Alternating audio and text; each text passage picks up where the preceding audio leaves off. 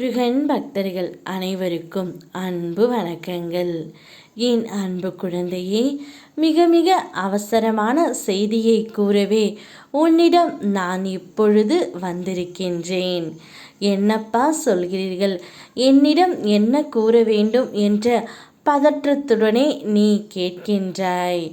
ஆமாம் தங்கமே, இப்பொழுது உன்னவர், நீ விரும்பியவர் உன்னுடைய புகைப்படத்தை வைத்து கொண்டு தினமும் உன்னையே நினைத்து அழுது கொண்டு இருக்கின்றார் தங்கமே. எப்பொழுது உன்னுடன் சேர்வேன் என்ற அவருடைய மனதில் ஞாபகம் அதிகளவு இருக்கின்றது. ஏதோ காலத்தின் கட்டாயத்தால் நீங்கள் இப்பொழுது பிரிந்திருக்க வேண்டிய நிலைமை ஆகிவிட்டது. ஆனால் உங்கள் இருவரையும் உன் அப்பா நான் நிச்சயம் சேர்த்து வைத்து விடுவேன். ஆனால் அதுவரையிலும் உன்னுடைய துணை உன்னை நினைத்து நினைத்து கொண்டு மிகவும் உருகி போய் கொண்டிருக்கின்றார். எப்படியாவது எங்களை சேர்த்து வைங்கள் அப்பா, ஏன் எனக்கு மட்டும் இவ்வளவு கஷ்டத்தை தருகிறீர்கள்? நான் என்ன பாவம் செய்தேன்?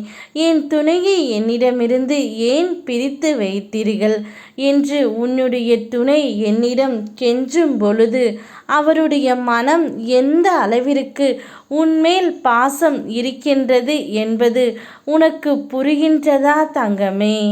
தினமும் நித்தமும் உன்னுடைய புகைப்படத்தை வைத்து கொண்டு கதறி அழுது கொண்டு இருக்கின்றார். உங்களுடைய திருமண புகைப்படம் மற்றும் நீங்கள் எடுத்த வெளி உலகில் புகைப்படம் அனைத்தையும் பார்த்து கொண்டு அவருடைய மனம் இன்னும் வேதனை அடைகின்றது. இவ்வளவு அன்பையும் காதலையும் ஒருவருக்கு ஒருவர் நீங்கள் வைத்து இருக்கும் பொழுது உங்களை நிச்சயம் காலம் பிரித்து வைத்துவிட்டது. ஆனால் காலத்தை போல பழிவாங்க யாரும் முடியாது என்று சொல்வார்கள்.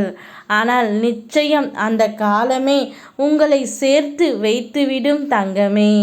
கூடிய விரைவில் உன்னுடைய துணை உன்னை தேடி வந்து விடுவார். இருவரும் இவ்வாறு ஒருவர் மீது அன்பும் அக்கறையும் இருக்கும் பொழுது உங்களை எப்படி தங்கமே நான் பிரித்து வைப்பேன்? நிச்சயம் உங்களை நான் சேர்த்து வைப்பேன்.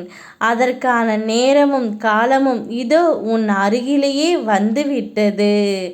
அவரே உனக்காகவே வந்தவர், உனக்காகவே வாழ்பவர். இனி நீங்கள் இருவரும் சேர்ந்து தான் வாழப்போகிறீர்கள். அந்த வாழ்க்கை முழுவதும் நிம்மதி மட்டுமே இருக்கும். நான் அதை பார்த்து கொள்கின்றேன். நீ தைரியமாக இரு. யாம் இருக்க பயமேன். ஓம் முருகா.